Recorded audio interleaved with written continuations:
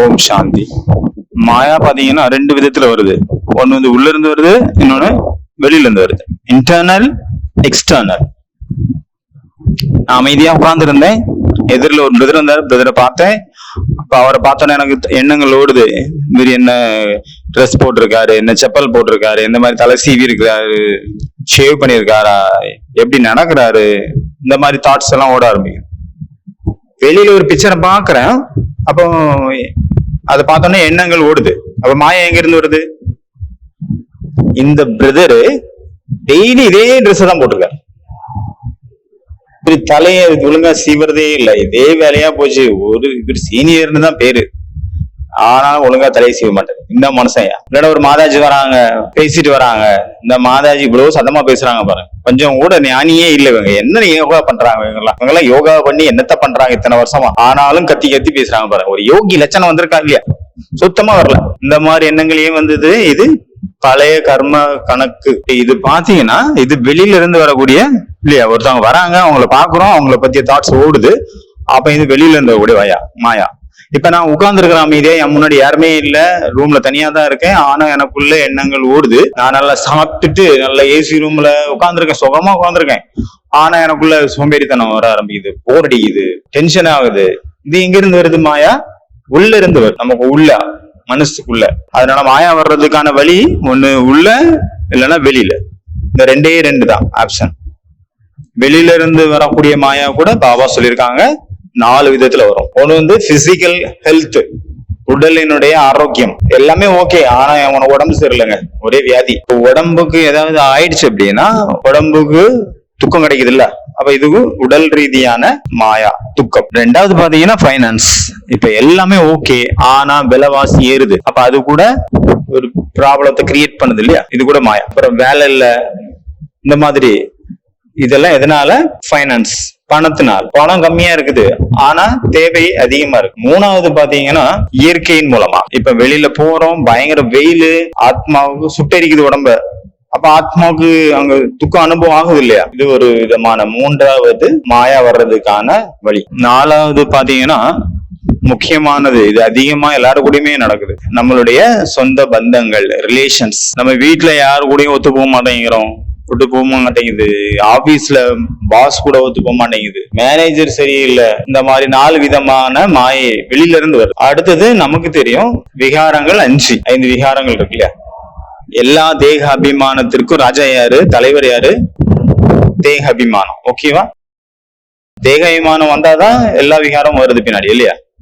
தேக அபிமானம் இல்லை அப்படின்னா அந்த 5க்கு அங்க இடமே இல்லை. தேகங்கிறது வேற, உடம்புங்கிறது வேற, ஆனா தேக அபிமானங்கிறது வேற. ரெண்டுக்கும் வித்தியாசம் இருக்கு. தேக பானம் பாபா சொல்றாங்கல்ல, தேக பானம் தேக அபிமானம் 2 சொல்லுவாரு. தேக பானத்துக்கும் தேக அபிமானத்துக்கும் என்ன வித்தியாசம்? நான் தேகம் அப்படின்னு நினைச்சிட்டு இருக்கோம். அந்த தேக பானம் இல்ல தேக அபிமானம். தேக பானம் தேக அபிமானம் ரெண்டும் ஒன்னா இல்ல 2 வித்தியாசம் அப்படின்னா என்ன வித்தியாசம்?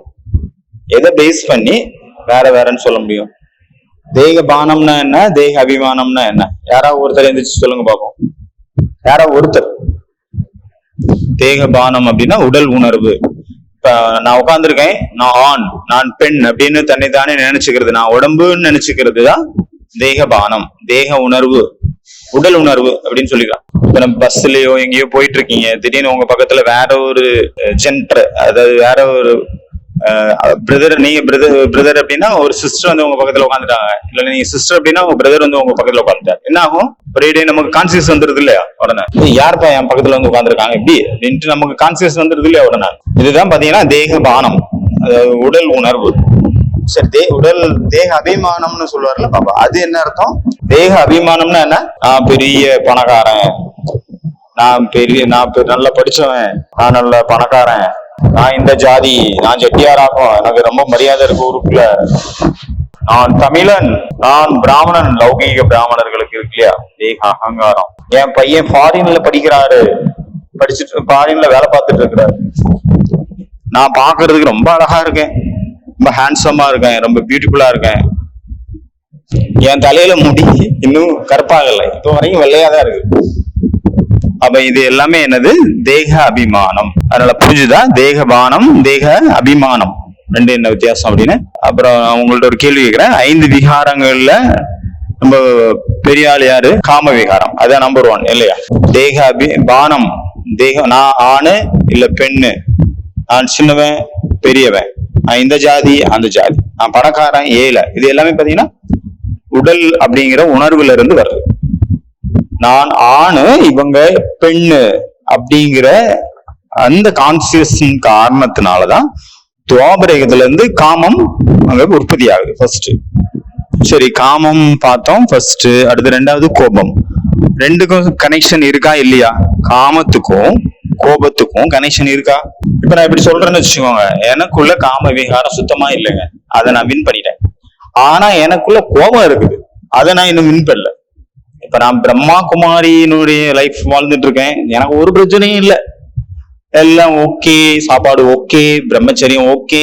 எனக்கு கோபம் மட்டும் அடிக்கடி வருதுங்க, வேற ஒண்ணும் இல்லை, எல்லாம் வேற எல்லாம் ஓகே. எனக்கு இந்த ஒரு வியாதி மட்டும் தான் இருக்குது, கோபம் வருது, கொஞ்சம் இரிட்டேஷன், எரிச்சல் ஆகுது, டென்ஷன் ஆகுது, இது மட்டும் தான். வேற எல்லாம் okay, fine, everything is okay. இதனுடைய அர்த்தம் என்ன? எனக்குள்ள காம விகாரம் இல்ல அப்படின்னா இருக்கா இல்லையா? நீங்க சொல்றது என்ன சொல்றீங்க? சரி, எக்ஸாம்பிள் பாத்தீங்கன்னா எனக்குள்ள 80% கோபம் இருக்குங்க அப்படின்னா எனக்குள்ள எவ்வளவு காமம் இருக்கும்? எத்தனை பர்சன்டேஜ்? 80% கோபம் இருக்குன்னு வச்சுக்கோங்க. காமம் எவ்வளவு இருக்கும்? 20, 30, 40? இங்க பாருங்க, நம்ம வந்து வேற ஒண்ணும் பண்ணல, நம்ம எதிரி இருக்காருல்ல, முக்கியமான எதிரி காம விகாரம், கோபம், பேராசை, அகங்காரம், பற்று, இந்த 5னுடைய அவங்க தானே எதிரி, நம்ம எதிரிகள். அந்த 5 எதிரிகளை பத்திய சரியான ஞானம் நமக்கு இருக்கணும்ல, ரொம்ப முக்கியம் தானே. அப்பதானே எதிரிகளை ஜெயிக்க முடியும். எதிரியுடைய பலம் என்ன அப்படின்னு தெரிஞ்சாதான் எதிரியை ஜெயிக்க முடியும். நிறைய பேர் தோத்து போறதுக்கு காரணம் என்ன? எதிரியை வந்து சாதாரணமா நினைச்சுப்பாங்க. அதனால நம்ம போய் எதிரியை கரெக்டா புரிஞ்சுக்க ட்ரை பண்ணிட்டு இருக்கோம். ஓகேவா? எதிரியோட பலம் என்ன, எதிரியோட பலவீனம் என்ன? பாபா சொல்லிருக்காரு, மாயா ஜீத் ஜெகத் ஜீத், மாயை வென்றவர் உலகை வென்றவர்.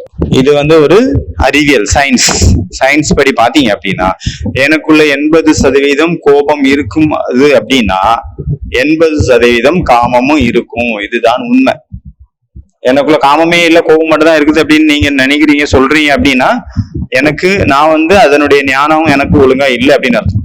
காமம் குரோதத்திற்கான இல்ல விகாரங்களுடைய அந்த ரிலேஷன்ஷிப், அவங்களுடைய சம்பந்தம் என்ன அப்படின்னு உங்களுக்கு தெரியல அப்படின்னு அர்த்தம். இப்போ ஒருத்தர் இருக்காருன்னு வச்சுங்க, அவருக்கு ரொம்ப ஒரு செகண்ட்ல வந்து நிறைய எண்ணங்கள் வருது, நிறைய ஆசைகள் வருது, எல்லா விதமான ஆசைகள். இன்னொருத்தருக்கு வரவே இல்லை. வர எடுத்துக்கிட்டீங்க அப்படின்னா எவ்வளவுக்களோ ஒரு ஆசைகள் வருதோ அந்த அளவு, அதே அளவு அவங்களுக்குள்ள காமமும் இருக்கு அப்படின்னு அர்த்தம். இது சயின்ஸ், இதுதான் மெத்தட். காம விகாரத்தை பாபா என்னன்னு சொல்றாரு? காமனா, ஆசைகள். காம விகாரத்திற்கு இன்னொரு பேரு என்ன சொல்றாங்க சாஸ்திரங்கள்ல? காமனை, அது ஆசைகள். அதனாலதான் பாபா சொல்றாங்க ஆசைகள் கூட காம விகாரத்தினுடைய, அது காம விகாரம் தான், ஈக்குவல் டு காம விகாரம். ஆசைகள் இருந்தாலே அங்க காமம் இருக்கு அப்படின்னு. இப்ப எனக்குள்ள 80% காமம் இருக்கு அப்படின்னு வச்சுக்கோங்க, எனக்குள்ள ஆசைகளும் 80% வரும். எனக்குள்ள 20% தான் காம விகாரம் இருக்குது அப்படின்னா எனக்குள்ள ஆசைகள் 20% தான் வரும். இது ரிலேஷன், ரெண்டுக்குமான ஒரு தொடர்பு. இப்ப நம்ம பார்க்க போறது பாத்தீங்கன்னா பிளஷர் ஆஃப் மெத்தட். அதாவது நம்ம எதிரியை பத்தி நம்ம நல்லா தெரிஞ்சுக்க போறோம். நம்மள 5 எதிரிகள் இருக்காங்க இல்லையா? இப்ப ஆனந்தம் அப்படின்னா எல்லாருக்குமே தெரியும்ல, ஆத்மாவுடைய குணங்கள்ல ஆனந்தமும் வரும், இயற்கையான குணம். ஆனந்தம் அப்படின்னா 2 விதத்துல இருக்கு பாத்தீங்கன்னா, ஒண்ணு உடல் ரீதியான ஆனந்தம், இன்னொன்னு வந்து ஆத்ம ரீதியான ஆனந்தம். பாபா சொல்றாங்க இல்லையா, அதீந்திரிய சுகம், அதாவது ஆனந்தம். அதை கேட்கணும் அப்படின்னா கோபிகள்கிட்ட கேளுங்க அப்படிங்கிறாரு. என் குழந்தைங்கள்ட்ட கேளுங்க, பிரம்மகுமாரிகள் இருக்காங்க பாருங்க, இவங்களை போய் கேளுங்க, அதீந்திரிய சுகம்னு என்னன்னு கேட்டு தெரிஞ்சுக்குவாங்க, அதை எப்படி கொண்டு அனுபவம் பண்றதுன்னு கத்துக்குவாங்க அப்படிங்கிறாருல. அப்ப அது நல்ல விஷயம் தானே. ஆனந்தம் பாத்தீங்கன்னா 2 விதத்துல இருக்கு. ஒண்ணு வந்து இந்திரியம், இன்னொன்னு அதீந்திரியம். ஒண்ணு வந்து பாத்தீங்கன்னா ஸ்தூலமானது, இன்னொன்னு ஆத்மா பாத்தீங்கன்னா இப்போ ஆனந்த சுரூபம், அது இயற்கையானது. அதீந்திரிய ஆனந்தம். அப்புறம் பாத்தீங்கன்னா ஸ்தூலமான ரீதியில, உடல் ரீதியாகட்டும் பொருள் ரீதியாகட்டும், அதன் மூலமா கிடைக்கக்கூடிய ஆனந்தமானது அது வந்து இந்திரிய. அது பாத்தீங்கன்னா ஆத்மாவுடைய சக்தி ரொம்ப கீழ் நிலைக்கு கொண்டு போயிடும். அதனால 5 விகாரங்கள்ல இந்த நெகட்டிவ் ஆனந்தம் எதுல கிடைக்குதுன்னா அந்த காம விகாரத்துல தான் கிடைக்கும். கொஞ்ச நேரத்துல இன்ஸ்டன்டா ஆனந்தம் கிடைக்குது ஸ்தூலமான விகாரத்தினால. அடுத்தது மோகத்தின் மூலமா கூட நமக்கு ஆனந்தம் கிடைக்குது. ஆஹா, எவ்வளவு சின்ன அழகான குழந்தை, என் மகனே அம்மா என்று அழைக்கும் போது எவ்வளவு ஆனந்தமா இருக்கு. இந்த குழந்தையோட சின்ன சின்ன கைகள், இதோட சின்ன சின்ன கண்கள், அம்மா இப்படின்னு கூப்பிடும் போது எவ்வளவு அழகா இருக்கு கேட்கறதுக்கே, இந்த மாதிரி நிறைய சொல்லி வச்சிருக்காங்கல்ல. இதெல்லாம் சின்ன சின்ன ஆனந்தம். இது வந்து ஸ்தூலமான இந்திரியங்கள் மூலமாக கிடைக்கக்கூடிய ஆனந்தம். இதுல சயின்ஸ் படி என்ன அப்படின்னா, எவ்வளவுக்கு அளவு ஆத்மாவானது இந்த ஸ்தூலமான ஆனந்தத்தை அனுபவம் பண்ணுமோ அந்த அளவு அது தன்னுடைய சக்திகளை இழக்க ஆரம்பிக்குது. அடுத்தது கோபம். கோபத்துல ஆனந்தம் கிடைக்குதா இல்லையா? யார் கோபத்துல ஆனந்தம் கிடைக்குங்கிறவங்க கை தூக்குங்க. கோபத்துல கூட ஆனந்தம் கிடைக்குது. எப்படின்னா, நான் ப்ரூவ் பண்ணிட்டேன், நான் செஞ்சு முடிச்சிட்டேன், நல்லா திட்டி விட்டேன் அப்படின்னு ஒரு திருப்தி அடைகிறோம்ல, பயங்கர திருப்தி, பரம திருப்தி ஏற்படுது இல்ல சில நேரத்துல. நல்லா கொடுத்துட்டேன், நல்லா கொடை வாங்கிட்டேன் தெரியுமா அப்படின்னு பெருமையா சொல்லுவாங்கல்ல. நானும் எவ்வளவுதான் பொறுத்து போட்டுன்னு பார்த்தா சேர்த்து வச்சு கொடுத்துட்டேன், இப்பதான் பெருமையா இருக்கு. இப்போ இது வந்து சன நேர ஒரு வெற்றி இல்லையா, அதனுடைய ஆனந்தம் கிடைச்சு. இது இந்திரிய ஆனந்தம், கோபத்தின் மூலமா கிடைக்கக்கூடிய ஒரு ஆனந்தம். அதனால கோபத்தினால கூட பாத்தீங்கன்னா ஆனந்தம் கிடைக்குது. இது கொஞ்ச நேரம் சன நேர ஆனந்தம். அப்புறம் அபிமானத்துல கூட கிடைக்குது இல்லையா, நான் யாருன்னு தெரியுமோ, நான் நினைச்சு கீரை அப்படின்ட்டுவாங்க. அப்ப இது கூட பாத்தீங்கன்னா அவங்க நடக்கிறதே அப்படி ஒரு தெம்பா நடப்பாங்க, நான் இன்னாரு. இது கூட ஒரு ஆனந்தம். அப்படி நெஞ்சு நிமிர்ந்துருது, தோள்கள் எல்லாம் உயர்ந்தது, புருவம் உயர்ந்துருது. அதனால ஒவ்வொரு விகாரத்திலயும் ஆனந்தம் இருக்குது.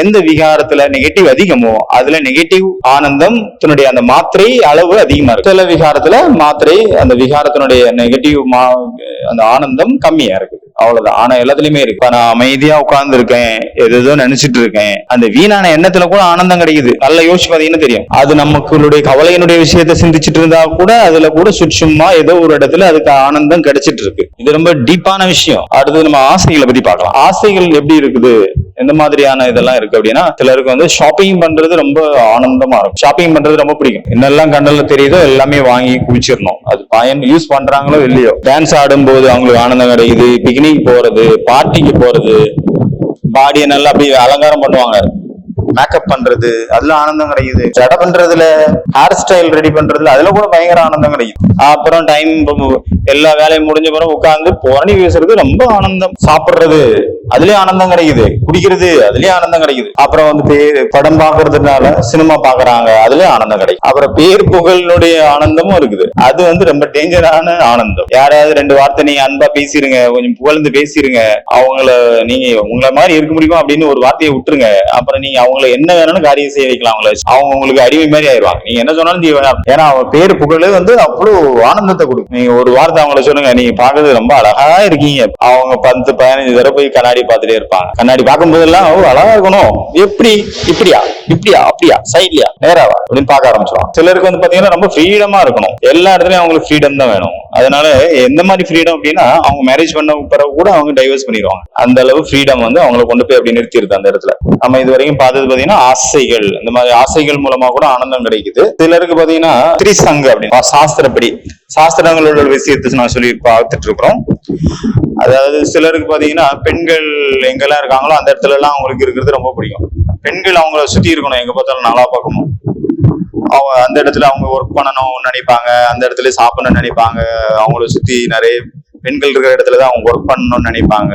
இது கூட ஒரு சுட்சமான விகாரம், இது கூட ஒரு காம விகாரத்துலதான் கணக்கெடுக்கப்படும். இதுதான் ஃபர்ஸ்ட் இந்த சாஸ்திரங்கள்ல சொல்லப்பட்ட ஸ்திரீ சங்க, ஸ்திரீனுடைய சங்கத்தை அவங்க விரும்புறாங்க இல்லையா, அதுக்காக. அடுத்து ரெண்டாவது, படிக்கிறதுல நிறைய பேருக்கு ஒரு ஆனந்தம் கிடைக்கும். நியூஸ் பேப்பர் படிக்கிறதுல பயங்கர ஆனந்தம். குமுதம், அந்த இந்த புக்கு, சிறுவர் மலர், இளைஞர் மலர், இதெல்லாம் மலர் எல்லாம் வருது இல்ல, அது எல்லாத்தையும் விகடன், இந்த மாதிரி நிறைய புக்கங்களை படிக்கிறது அவங்களுக்கு ரொம்ப ஆனந்தம் கிடைக்கும். ஏதாவது அவங்க சாப்பிடனா கூட அதை பார்த்துட்டே தான் சாப்பிடுவாங்க, அப்பதான் அவங்களுக்கு சாப்பாடு உள்ள இறங்கும். அந்த அளவுக்கு அடிக்ட் ஆயிருப்பாங்க. சில நாவல்கள் இருக்கும், பொன்னியின் செல்வன், அது ரொம்ப அடிக்ட் பண்ணக்கூடியது. அந்த மாதிரி காட்சிகள் அவங்க வரையறுத்திருப்பாங்க, நம்ம அதுக்குள்ளே மூழ்கிறோம். அதை முடிக்கிறது வரைக்கும் நமக்கு தூக்கம் வராது. அந்த மாதிரி அது கூட ஒரு ஆனந்தம். இது படிக்கிறதன் மூலமா கிடைக்கக்கூடிய ஆனந்தம். சிலர் நியூஸ் பேப்பரை படிச்சு முடிக்காத வரைக்கும், இல்ல படிக்காத வரைக்கும் அவங்களுக்கு தூக்கமே வராது. இன்னைக்கு என்ன நடந்தது, இன்னைக்கு வந்து உலகத்துல என்னதான் நடக்குது, என்ன புதுசு என்ன அப்படின்னு தெரிஞ்சுக்காத வரைக்கும் அவங்களுக்கு தூக்கமே வராது. சாப்பாடு ஜீரணம் ஆகாது. அன்னைக்கு ஃபுல் டே ஒழுங்கா அவங்களுக்கு போகாது. இதுதான் சாஸ்திரங்களின் விகாரம் அப்படின்னு சொல்றது. சாஸ்திரங்கள் மூலமாக கிடைக்கக்கூடிய விகாரம். சாஸ்திரங்கள், நியூஸ் பேப்பர் எதையாவது படிச்சுட்டே இருக்கிறது, அதுல ஆனந்தம். ஒரு புத்தகத்துக்கு நிறைய பேர் புத்தக புழு மாதிரி இருப்பாங்க இல்லையா, புத்தகத்திலே ஊறி போயிருவாங்க, அதுல வெளியே வர மாட்டாங்க. அவங்க வேற ஒரு உலகத்துல வாழ்ந்துட்டு இருப்பாங்க, அந்த புத்தக உலகத்துக்குள்ள வாழ்ந்து. காம விகாரம் அப்படிங்கிறது மெயினானது. அதுல ஆசைகள் உள்ளடங்குது. அந்த காம விகாரம் எப்படி எக்ஸ்பிரஸ் ஆகுது, வெளியே எப்படி தெரிய வருது, எப்படி வெளியே வெளிப்படுது அப்படின்னா ஆசைகள் ரூபத்துல. இப்ப ஆத்மாவிற்கு தன்னுடைய ஒரிஜினல் ஆனந்த ஸ்வரூபம் ஆத்மா, சச்சித் ஆனந்த ஸ்வரூப ஆத்மா பாபா சொல்றாரு இல்லையா, அது கிடைக்கல. அப்ப வெளியில தேட ஆரம்பிக்குது சின்ன சின்ன விஷயங்கள்ல. இதனால என்ன பிரச்சனை அப்படின்னா, நம்ம வெளியில இருந்து நம்ம ஆனந்தத்தை எடுக்க நம்ம முயற்சி பண்ணும்போது ஏதாவது ஒரு விஷயத்த நம்ம செய்யறோம், அந்த செயல் நம்மளுக்குள்ள ஒரு பழக்கமா மாறிடும். அப்ப நம்ம அந்த பழக்கத்திற்கு அடிமையாக ஆரம்பிச்சோம். எப்படி ஒருத்தர் இருக்காங்கன்னா ஸ்கூல்ல காலேஜ்லயும் கூட இருக்கிற ஃப்ரெண்ட்ஸ் இருந்தா குடி, ஒரு வாய் குடி, ஒரே ஒரு தடவை சிறுகிட்ட இழுத்துக்கோ அப்படின்னு சொல்லி அவங்க சொல்லி ஒரு பெருமைக்காக பழக்கத்தை ஏற்படுத்தி விட்டுறாங்க, குடிக்க வச்சிடறாங்க எப்படியாவது இல்ல. அதை ஒரு தடவை இவங்க டேஸ்ட் பண்ணி அதுக்கு பிடிச்சு போயிடுச்சு அப்படின்னா அப்ப அடிக்கடி அதுவே கேக்குது, அப்ப இவங்க கொடுக்க ஆரம்பிக்கிறாங்க. அது ஒரு பழக்கமா இருந்தா அதை நம்ம வெற்றி அடைய முடியாத ஒரு பழக்கமா மாறிடுது. அப்ப பழக்கம் எவ்வளவு பவர்ஃபுல் பாருங்க. நம்மளால உருவாக்கப்பட்ட ஒரு பழக்கத்தை நம்மளாலே வெற்றி அடைய முடியாத அளவுக்கு அந்த ஆள் மனசு எவ்வளவு பவர்ஃபுல் பார்த்து புரியுதா? இதுதான் வெளியில இருந்து கிடைக்கக்கூடிய நம்ம எடுத்துக்கொள்ளக்கூடிய ஆனந்தத்தினுடைய ரிசல்ட். அந்த காம விகாரம் இந்த மாதிரி எக்ஸ்பிரஸ் ஆகுது. அதாவது ஆசைகள் ரூபத்துல கொஞ்சமாவது சிகரெட் குடிக்கணும், கொஞ்சமாவது சாராயம் குடிக்கணும், கொஞ்சம் கள்ளு குடிக்கணும். பார்த்தோம்ல ஒண்ணு இந்த ஆசைகள் ரூபத்துல காம விகாரம் வருது, வெளியில எக்ஸ்பிரஸ் ஆகுது. இன்னொன்னு பாத்தீங்கன்னா விகல்பத்தின் ரூபத்துல எக்ஸ்பிரஸ் ஆகுது. அதாவது நெகட்டிவ் எண்ணங்கள், அந்த காம விகாரத்தை சார்ந்த எண்ணங்கள் உள்ளுக்குள்ள ஓடுது இல்ல. இப்ப ரெண்டாவது இது பாத்தீங்கன்னா உங்களுடைய எதிரான ஒரு பாலினத்தை, அதாவது நீ ஆண் அப்படின்னா பெண்ணை பாத்தீங்க, பெண் அப்படின்னா ஆணை பாத்துக்கிறாங்க. பார்க்கும்போது பார்த்த உடனே உள்ளுக்குள்ள ஒரு எண்ணம் வருது, வேற என்னெல்லாமோ நடந்துருது, முடிஞ்சிருது. ஜஸ்ட் ஒரு செகண்ட்ல நான் பார்த்தேன், பார்த்த உடனே எனக்குள்ள எவ்வளவு விஷயங்கள் போய் அது ஒரு பெரிய ஒரு கோட்டையாவே மாறிடுச்சு. அது எனக்கு தெரியவே இல்லை, ஆத்மாவுக்கு தெரியவே இல்லை. ஒரு செகண்ட்ல நான் என்னென்னலாம் கற்பனை பண்ணி விஷுவலைஸ் பண்ணிட்டேன் அப்படிங்கிறது தெரியவே இல்லை. அந்த அளவுக்கு ஒரு செகண்ட்ல முடிஞ்சு போயிருது எல்லாம். இதுதான் சங்கல்பம், விகல்பம், விகாரத்தினுடைய எண்ணங்கள். அடுத்தது விகாரங்கள் எப்படி வெளியே வருது தெரியணும்ல. நம்ம எதிரி எப்படி நம்மள அட்டாக் பண்றாரு, அது பாத்தீங்கன்னா ரொம்ப சிம்பிளான விஷயம் தான், ஒன்னும் பெரிய விஷயம் எல்லாம் ஒண்ணும் கிடையாது. விகாரங்கள் எங்க இருந்து ஜென்மம் எடுக்குது அப்படின்னா நம்மளுடைய சப்கான்சியஸ் மைண்டுக்குள்ள இருந்து ஜென்மம் எடுக்குது. அது காமமாகட்டும், கோபமாகட்டும், மோகமாகட்டும், லோபமாகட்டும், அகங்காரமாகட்டும், எது ஆள் மனசுக்குள்ள இருந்து தான் அது உற்பத்தி ஆகும். ஏன்னா நம்மளுடைய எல்லா விகாரங்களுடைய மொத்த அந்த சாராம்சத்தினுடைய வேரோட சேர்ந்து நம்ம சப்கான்சியஸ் மைண்ட்ல உட்காந்துருக்கு. 63 ஜென்மமா நம்ம என்னெல்லாம் பண்ணமோ எல்லாமே சப்கான்சியஸ் மைண்டுக்குள்ள ரெக்கார்ட் ஆயிருக்கு. அதாவது ஒரு சாக்கடை மாதிரி உள்ளுக்குள்ள நிறைஞ்சு இருக்குது. அதாவது ஆத்மா நேச்சுரலாவே தூய்மை, ஆனந்தம், சுகம், இந்த 7 குணங்கள் தான். ஆனா அதுக்கு மேல ஒரு லேயர் இருக்குது. அந்த 63 ஜென்மமா ஆத்மா இந்த உடல் மூலமாக என்னெல்லாம் காரியங்கள் செஞ்சுதோ, என்னெல்லாம் நினைச்சதோ, என்னெல்லாம் பேசிச்சோ, என்னெல்லாம் அவங்க தன்னுடைய இந்திரியங்கள் மூலமாக காரியத்துல செஞ்சுதோ அது எல்லாமே ரெக்கார்ட் ஆகி அங்க உள்ள உட்காந்துருக்கு. ஒரு லேயர் அது மறைச்சிட்டு இருக்கு. ஆனந்த சுரூபம், சுகஸ்வரூபம், தூய்மைய மறைச்சிட்டு இருக்கு, கவர் பண்ணி வச்சு. அது அதாவது நல்ல ஒரு பொருள் இருக்குது, ஆனா அது அழுக்கான சாப்பாடு இருக்குது அப்படின்னா, சாப்பாடு நல்லாதான் இருக்கு, சுத்தமான சாப்பாடு, ஆனா தட்டு அழுக்கு அந்த மாதிரி. ஏன்னா அது மேல லேயர்ல அது இருக்கக்கூடிய காரணத்தினால சப்கான்ஷியஸ் மைண்டுக்குள்ள மேல இருக்குது, மேல லேயர். கீழே அடியில போனாதான் இந்த குணங்கள் இருக்கு, தெய்வீக குணங்கள். மேல இந்த விகாரங்கள் தானே இருக்குது லேயரா. அதனால முதல்ல போனோன்னே எது வருது, விகாரங்கள் தான் வருது. அதனால அந்த விகாரங்கள் பாத்தீங்கன்னா விருத்தியினுடைய ரூபத்துல வெளியே வருது. உள் உணர்வுனா நம்ம பார்த்தோம் இல்லையா, ஃபீலிங்ஸ். முதல்ல அந்த உள் உணர்வு ஃபீலிங்ஸ் ரூபத்துல வருது. அப்புறம் மனிதனுடைய உடல்ல அது பாதிக்குது, உடலை பாதிக்குது. நம்மளுடைய மூச்சினுடைய அந்த ரேசியோவே மாறி போயிருது. இப்ப எனக்கு கோவம் வந்துன்னு வச்சுக்கீங்க, பயங்கர கோவம் வந்துருச்சு, சாதாரணமா கோவம் இருந்தாலும் நம்மளுடைய மூச்சினுடைய அளவு மாறுது இல்லையா, பாத்தீங்கன்னா ஸ்பீட் ஆயிரும் நம்மளுடைய மூச்சு எப்பெல்லாம் கோவம் வருதோ, எல்லா விகாரமும். அதனால பாத்தீங்கன்னா 5 விகாரத்துல எந்த விகாரம் வந்தாலும் நம்மளுடைய உடலில் தான் ஃபர்ஸ்ட் பாதிப்பு ஏற்படுது. நம்ம உடம்பினுடைய ஏதாவது ஒரு பார்ட்ஸ் அது அங்க அந்த வழியா தான் வரும். இப்ப நான் அந்த பிரதரை கூப்பிடுறேன், பாங்க பிரதர் நீங்க இப்போ ஸ்டேஜ்ல யோகா பத்தி நீங்க ஒரு ஸ்பீச் பண்ணுங்க அப்படின்னு சொல்லிட்டு வச்சுங்க.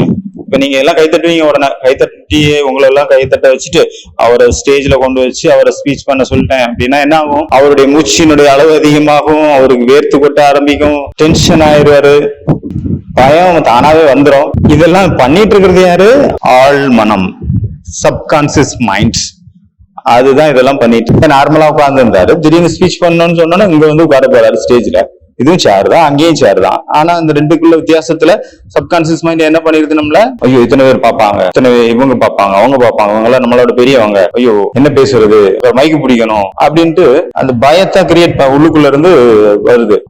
எண்ணங்கள் மட்டும் இல்ல, அது விருத்தியில வருது, ஃபீலிங்ஸ்ல உள் உணர்வு மூலமாக வருது. அதனால மனுஷன் வந்து ரொம்ப பாதிக்கப்பட்டு பயம் வந்துருக்கும், வெறுத்து கொட்ட ஆரம்பிச்சு. அந்த பயம் வந்து எப்படி வருது, கை கால் நடுங்க ஆரம்பிக்கிறது, வேர்வையின் ரூபத்துல வருது. அந்த பயம் வந்த உடனே இந்த மாதிரி சிம்டம்ஸ் எல்லாம் வெளிவர ஆரம்பிக்கும். இந்த மாதிரி பயம் அப்படிங்கிற விகாரம்னு வச்சுக்கோங்க, இது பயம் இல்லையா.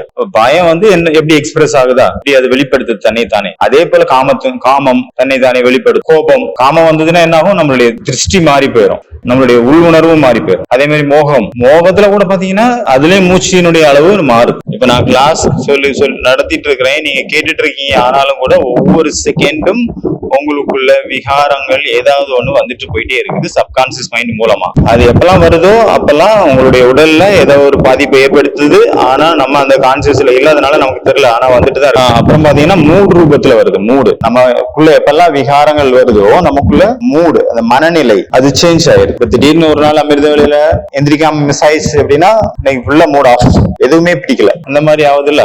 மூடு சரியில்லை. இப்ப எனக்குள்ள கோபம் இருந்தது, காமம் இருந்தது, நான் பிரம்மாகுமாரி ஆயிட்டேன், பிரம்மாகுமாரி இன்ஸ்டிடியூஷன்ல வந்து நான் சரண்டர் ஆயிட்டேன், பல வருஷமா ஞானத்திலயும் இருக்கிறேன், ரொம்ப நெருக்கத்துல வந்துட்டேன், நான் மவுண்ட் அபும் போனேன், பாபா யோகாவை நல்லா பண்ணேன், பாபா மீட் பண்ணேன், எல்லாமே நல்லா இருந்தது, சூப்பரா இருந்தது, யோகா ஃபர்ஸ்ட் கிளாஸா இருந்தது, ஆனந்தம். யோகா பண்ணும்போது ஆனந்த கண்ணீரும் வந்தது எனக்கு, அந்த அளவு நான் யோகா பண்ணேன். என்னுடைய கேள்வி என்ன அப்படின்னா, அந்த இடத்துல நான் வந்து 10 வருஷமா ஞானத்துல வந்துட்டு இருக்கேன், நான் வந்து நல்ல யோகா பண்ணிட்டு இருக்கேன், ஆனா எனக்குள்ள கோபம் இருந்துட்டே இருக்கு. கோபம் நான் இன்னும் இருக்கு, கோபம் எனக்குள்ள இருக்குது, ஆனாலும் நான் யோகா பண்ணிட்டு இருக்கிறேன்.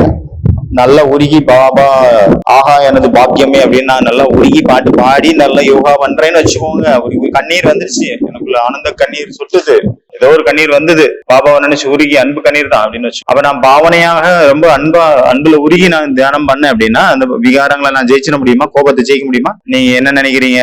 விகாரங்களுடைய ரூல்ஸ் என்ன அப்படின்னா, சயின்ஸ் படி விகாரங்கள் உள்ளுக்குள்ள இருக்க இருக்க நீங்க எவ்வளவுதான் பாவனையாக நல்ல யோகா பண்ணாலும் கூட அது மல்டிப்ளை ஆயிட்டே இருக்கும். அது உள்ளுக்குள்ளே இருக்குல்ல, நீங்க அந்த நேரத்துல கண்ட்ரோல் பண்ணிட்டீங்க, பாவனையா இருந்தீங்க, யோகா பண்ணீங்க, ஆனா அது உள்ள ஏற்கனவே இருக்குல்ல, அது மல்டிப்ளை ஆயிட்டே இருக்கும், அதாவது பெருகிட்டே இருக்கும். அது இப்ப காம விகாரம் உள்ள இருக்கிறது அது ஆசையின் ரூபத்துல வரும், அது பூர்த்தி அடையலையா அப்ப துக்கம் ஏற்படும். ஏன்னா உள்ளுக்குள்ள விகாரங்கள் உற்பத்தி ஆயிட்டே இருக்குது. எவ்வளவுக்கு எவ்வளவு நம்ம வந்து நமக்குள்ள ஆசைகள் எந்த ஒரு ரூபத்துல வந்து அந்த விகாரங்கள் வெளிப்படுதோ அதுக்கு நான் தீனி போட்டுட்டு இருக்கிறேன் அப்படின்னா, அதாவது அதன்படி நான் போயிட்டு இருக்கிறேன், கோவம் வந்தா கோவப்பட்டுறேன், ஆசை வந்தா அதை நிறைவேற்றிடுறேன், அகங்காரம் இந்த மாதிரி பற்று இதெல்லாம் நான் அது வரும்போதெல்லாம் அதுக்கு நான் இடம் கொடுக்கறனோ அந்த அளவுக்கு நமக்குள்ள விகாரங்களுடைய மாத்திரை அதிகமாயிட்டே இருக்கு. இதுதான் மல்டிப்ளை ஆகுதுன்னு சொன்னோம்ல, பெருகுது. அது விகாரங்கள் இருக்குது, ஆனா அது பெருகவும் செய்யுது. நம்ம எந்த ஒரு காரியம் செஞ்சாலும் அது சும்மா செய்யறது கிடையாது, அதுக்குள்ள ஏதாவது ஒரு இன்டென்ஷன் இருக்கும், ஏதோ ஒரு நோக்கத்தோடு தான் நம்ம ஒரு காரியம் செய்யறோம். அந்த நோக்கம் எதனால உருவாக்கப்படுது அப்படின்னா இந்த விகாரங்களுக்கு வசமாய் தான் உருவாக்கப்படுது. எந்த ஒரு நோக்கத்துக்கு பின்னாடியும் 5 விகாரங்கள் கண்டிப்பா இருக்கும். அதனால பாபா சொல்றாங்க, கலியுகத்துல எந்த காரியம் செஞ்சாலும் அது விகர்மம் தான் ஏற்படும். எதா இருந்தாலும் அது விகர்மம் தான், பாவகர்மம். ஏன்னா எந்த ஒரு காரியத்துல 5 விகாரங்கள் தான் இருக்கு. சரி விடுங்க, இந்த நேரத்துல நம்ம உட்கார்ந்து இருக்கோம், இப்ப நம்ம பாசிட்டிவ் காரியம் செஞ்சுட்டு இருக்கோமா, நெகட்டிவ் காரியம் செஞ்சுட்டு இருக்கோமா? அப்புறம் பாபாவனுடைய பட்டியல உட்கார்ந்து இருக்கிறோம், நல்ல கிளாஸ் கேட்டுட்டு இருக்கிறோம், நல்ல பிரம்மா போஜன் சாப்பிட்டுட்டு வந்தோம், அழகான ஹால்ல உட்கார்ந்து இருக்கிறோம். இப்ப நீங்க கேட்டுட்டு இருக்கீங்க, ஆனாலும் இப்ப பாவ கர்மம் செஞ்சுட்டு இருக்கீங்களா, புண்ணிய கர்மம் செஞ்சுட்டு இருக்கீங்களா? இந்த நேரத்துல யாரெல்லாம் ஆத்மா சரீரி நிலையில உட்கார்ந்து இருக்கீங்க? யாரும் இல்ல, நானும் இல்ல, பேசிட்டுலாம் இருக்கோம், நம்ம சூழ ஆக்ஷன்ல இருக்கோம். எங்க போய் அசரீரியா இருக்கிறது? அதாவது நம்ம எந்த அளவு எவ்வளவுக்கு எவ்வளவு நம்ம தேகம் உடல் அப்படிங்கிற உணர்வுகளை எப்பெல்லாம் ஏற்படுத்துறோமோ, எப்பெல்லாம் நமக்குள்ள வருதோ, எப்பெல்லாம் அதுல அது எப்பவுமே தான் வந்துட்டு இருக்கு, அப்பதான் நம்ம ஆத்ம உணர்வுல வர்றோம் இல்லையா? நம்ம எவ்வளவு வினாடிகள் இல்ல எவ்வளவு மணிக்கூறு நான் உடல் அப்படிங்கிற உணர்வுல இருக்கிறேன், அந்த உடல் உணர்வோடயே நான் ஒவ்வொரு காரியம் செய்யறேன் அப்படின்னா ஒவ்வொரு காரியமும் பாவ காரியம். அதனால நம்ம இங்க உட்கார்ந்து இருக்கும் போது கூட நம்ம பாவ கர்மம் தான் செஞ்சுட்டு இருக்கோம். கிளாஸ் தான் கேட்டுட்டு இருக்கோம், அதுவும் பாபா கிளாஸ். ஆனாலும் கூட நம்ம தேகம் அப்படிங்கிற அந்த உணர்வு எல்லைக்குள்ள வந்த காரணத்தினால அப்ப அந்த நினைவுக்குள்ளே இருந்து நம்ம காரியம் செய்யும் போது அது பாவகர்மம் விகர்மமா தான் மாறும். அது சிரேஷ்ட கர்மம் ஆகாது. எப்போ ஆத்மாங்கிற உணர்வுக்குள்ள மேலோங்கி இருக்கும் அந்த நேரத்துல ஒரு காரியம் செய்யறோம் அதுதான் புண்ணிய கர்மம். அதனால உட்கார்ந்தே நம்ம பாவ காரியம் செஞ்சுட்டு இருக்கோம். அதனால பாத்தீங்கன்னா விகாரங்கள் அதனாலதான் மல்டிபிளே ஆயிட்டே இருக்கு, பெருகிட்டே இருக்குது. அடுத்த ஜென்மம் எடுத்தீங்க அப்பவும் விகாரங்கள் அது அதிகமாகுது, அதுக்கு அடுத்த ஜென்மத்திலயும் விகாரங்கள் அதிகமாகுது, மல்டிபிளே ஆயிட்டே இருக்குது, குறையல கூடிட்டே இருக்கு. அதனாலதான் சிருஷ்டியில பாபா வந்து பிக்ஸ் பண்ணி வச்சிருக்கிறாரு டிராமாவில விநாசம் ஒரேடியா எல்லாத்தையும் விநாசம் பண்ணியாச்சு, எல்லா கணக்கும் முடிஞ்சு மொத்தமா. எது வரைக்கும் ஜென்மம் எடுத்துட்டே இருக்கிறது, எவ்வளவு வருஷமா அதை கழிக்கிறதுக்கு. அதனால பாபா டிராமா படி விநாசம் பிக்ஸ் ஆயிரும், எல்லா கணக்கும் டப்புன்னு ஒரே இதுல பினிஷ் ஆயிரும். நம்ம பல ஜென்மங்கள் பக்தி பண்ணிருக்கலாம், நல்லா உருகி நல்லா கண்ணீர் விட்டு கண்ணீர் மல்க நம்ம இறைவனை நினைச்சுக்கலாம். ஆனாலும் விகாரங்கள் அங்க மல்டிப்ளை தான் ஆயிட்டு இருக்குது, தவிர அங்க குறைஞ்ச பாடு இல்லை. ஏன் அப்படின்னா, ஏன்னா நீ பக்தி பண்றதுனால பரமாத்மா மேல கடவுள் மேல ஒரு பாவனை வந்துடலாம், ஆனா அந்த ஏற்கனவே இருந்த விகாரங்கள் அங்க உள்ளேயே தான் இருக்குது. அதனாலதான் விகாரங்களுடைய எண்ணிக்கை அதிகமாயிட்டே இருக்குது ஒவ்வொருத்தருக்குள்ளயும். அதனால ஆத்மாக்குள்ள இருக்கக்கூடிய அந்த விகாரங்களை அழிப்பதற்கான மெத்தடு ஒரே ஒரு மெத்தடு தான், அதுதான் ராஜ்யோகா. ராஜ்யோகாவை தவிர வேற எந்த யோகாவாலையும் ஆத்மாக்குள்ள இருக்கக்கூடிய அந்த 5 விகாரங்களை அழிக்கிறதுக்கான ஜீரோ பேலன்ஸுக்கு கொண்டு வர்றதுக்கான காரியத்தை, அதற்கான பயிற்சி தான் இந்த ராஜ்யோகா. புரிஞ்சுதா? அச்சா, ஓம் சாந்தி.